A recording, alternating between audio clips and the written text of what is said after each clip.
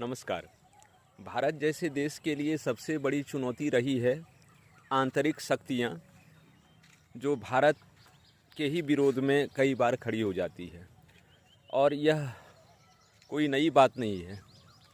यह भारत का लंबा इतिहास रहा है कि भारत को दूसरे देश से अधिक अपने देश के भीतर के लोगों से ही लड़ना पड़ता है, क्योंकि एक ऐसा धड़ा भी है जो भारत में हो रहे विकास, भारत में चल रही गतिविधियों या फिर भारत के सकारात्मक चीज़ों को किसी न किसी तरीके से नकारात्मक में परिवर्तित करके वो चाहते हैं कि भारत को बदनाम करें। लेकिन भारत एक ऐसा देश है जिस देश की नीतियाँ यहाँ के 140 करोड़ लोगों के मजबूत हाथों में सौंप दी गई है। जब चुनाव होता है, यही सरकार चुनती है। भारत में जीएसटी आने के बाद टैक्स कलेक्शन में बहुत वृद्धि हुई है, बढ़ोतरी हुई है।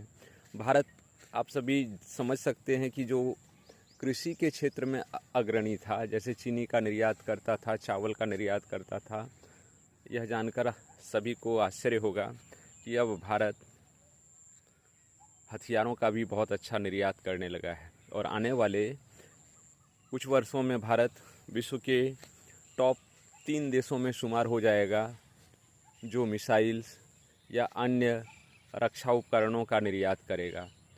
तो भारत अपने टेक्नोलॉजी के क्षेत्र में भी काफ़ी तेज़ी से ग्रो कर रहा है। हैदराबाद हो या बेंगलोर हो या दिल्ली हो, ऐसे जगहों पर टेक्नोलॉजी की संरचनाएं बहुत अच्छी हैं। हाँ, एक बात है कि अभी गाँवों में बहुत सारी ऐसी चुनौतियां हैं जिनको सोचना पड़ेगा कि उनको कैसे दूर किया जाए, क्योंकि वास्तव में यदि भारत का विकास होना है तो गाँवों से ही होता है। अभी भारत के विकास में इंडिया का बहुत बड़ा योगदान है, और जब भारत के विकास में भारत का भी इतना बड़ा योगदान हो जाएगा तो वाकई भारत को विकसित होने से कोई नहीं रोक सकता। और एक बात है, जैसे महिला सशक्तिकरण एक ऐसी चुनौती है जिसके बिना किसी देश की उन्नति संभव है नहीं। तो भारत में अब महिलाएं भी बहुत ग्रो कर रही हैं। चाहे आप नीट देख लें, जेईई देख लें या यूपीएससी की प्रतिष्ठित परीक्षाएं देख लें, लड़कियां अब अव्वल आने लगी हैं। तो वो दिन भी दूर नहीं जब पुरुषों के बराबर लड़कियां भी कंधे से कंधे मिलाकर देश को विकसित बनाएंगी।